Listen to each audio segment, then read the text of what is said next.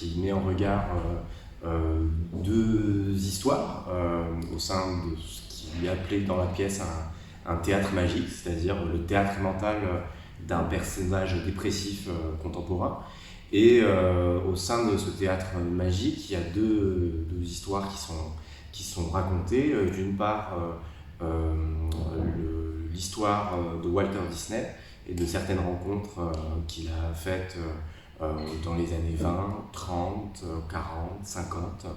Et d'autre part, des épisodes de l'histoire du nazisme, alors qui sont racontés non pas sous la forme du réalisme historique, mais avec des éléments burlesques, fantaisistes, mais qui tous partent quand même d'un matériau historique, que ce soit un épisode raconté dans un livre d'histoire, dans un documentaire, etc. Et donc voilà, moi je suis vraiment parti pour l'écriture de cette pièce d'un matériau historique dont je me suis saisi ensuite pour produire de la fiction, de la fantaisie, de la fantasmagorie, mais tout en ayant un soubassement documenté et historique. Je dirais pas que je suis historien parce que j'ai étudié un peu l'histoire, mais le travail d'historien c'est vraiment un travail d'établissement de la vérité. Et je dirais pas que la Grande Dépression c'est une pièce qui a vocation à dire une vérité historique ou à établir la vérité historique.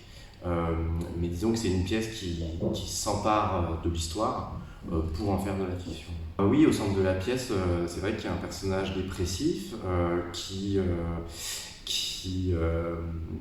une sorte d'anti-héros, dans le sens où c'est au sein de sa dépression que va se produire de l'activité, une activité de pensée, de recherche, de délire. Et c'est vrai qu'on est avec un personnage qui est une sorte d'anti-héros dans le sens où il ne va pas il n'est pas pris dans une trajectoire providentielle ou qui va vers le mieux, voilà. Mais disons qu'il essaye de faire avec sa dépression. Il essaye d'avancer avec et malgré sa dépression. C'est vrai que c'est une pièce où qui parle, en fait, qui met en regard l'intime et le collectif, le présent et l'histoire. Et c'est vrai que toute cette partie intime, qui correspond beaucoup à la trajectoire du personnage dépressif, toute cette partie-là, elle a beaucoup aussi été appuyée sur des expériences intimes que j'ai, disons, répercutées dans l'écriture de la pièce. Et que ce soit le rapport à l'univers Disney, le rapport à l'univers Disney qu'on découvre aussi dans l'enfance, que ce soit aussi les objets du monde de Disney. Donc, il y a une trousse qui est un petit peu au centre de l'histoire. À un moment, il y a une peluche Simba qui est au centre de l'histoire, qui sont des objets que j'ai moi-même eus. Donc là, c'est vrai qu'il y a une part intime, quoi, qui est parfois même presque auto-fictif, qui est injectée dans la pièce. Après, en ce qui concerne l'épisode particulier de l'anti-sèche, ça c'est une invention fictionnelle.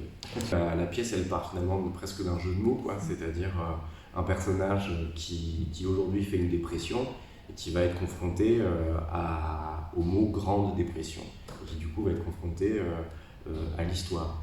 Et d'une manière qui est un petit peu à grands traits et qui est un petit peu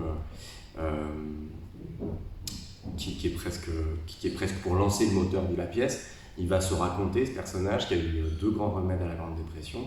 D'une part, le fascisme, pour le dire vite, en Europe, et d'autre part, le grand divertissement hollywoodien aux États-Unis. Et à partir de cette sorte de choc de départ entre deux choses qui n'ont rien à voir entre elles a priori, va se tracer le chemin d'une découverte en fait de liens qu'il y a eu et qui sont pour le coup tirés vraiment de l'histoire entre Walter Disney et entre le monde nazi.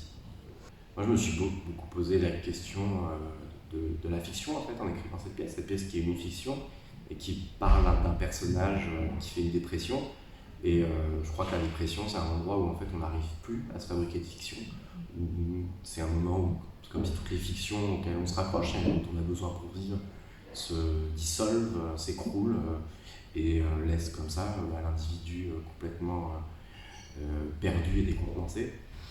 Et c'est comme si il y avait la volonté de reconstruire une fiction chez ce personnage, la volonté de reconstruire une fiction, mais quand il regarde les fictions qui lui sont proposées, les fictions dominantes, c'est la fiction de Disney, c'est la fiction fasciste, qui correspondent, je crois, à quelque chose qu'on vit aujourd'hui très précisément, quoi. C'est-à-dire, d'une part, la grande fiction capitaliste, d'autre part, la grande fiction fasciste, qui sont d'ailleurs pas des contraires, mais qui sont parfois même des corollaires, quoi. Et ce personnage, en fait, il est animé par la question de se reconstruire une fiction, je crois.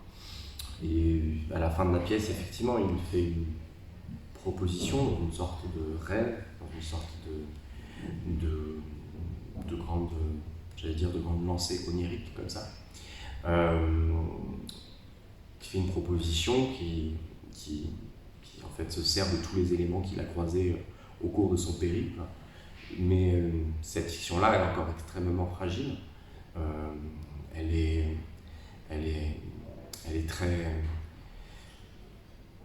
très friable, je dirais.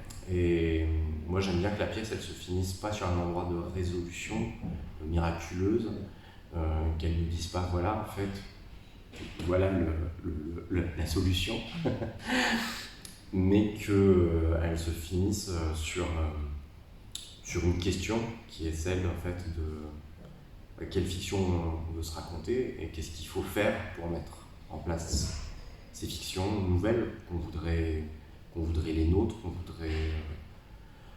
qu'on voudrait non fascistes, qu'on voudrait non soumises à la domination. Et cette question, je la laisse en pointillé, en fait, à la fin de la pièce. Et je pense que ces pointillés, ils ouvrent aussi un territoire de réflexion et de fiction et de théâtre que j'aimerais poursuivre par la suite. Voilà. Effectivement, au début de la pièce, moi, en fait, en lisant en me documentant sur l'histoire de la dépression et du traitement de la dépression, il y a eu, disons, notamment au XIXe siècle, des théories un petit peu adverses sur qu'est-ce qu'il faut faire d'une mélancolique.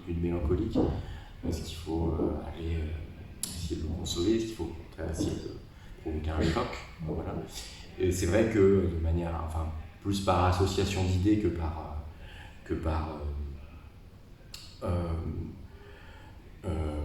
disons que par vérité historique, ça m'amusait de mettre ça en parallèle avec, disons, d'une part Disney, d'autre part le monde nazi.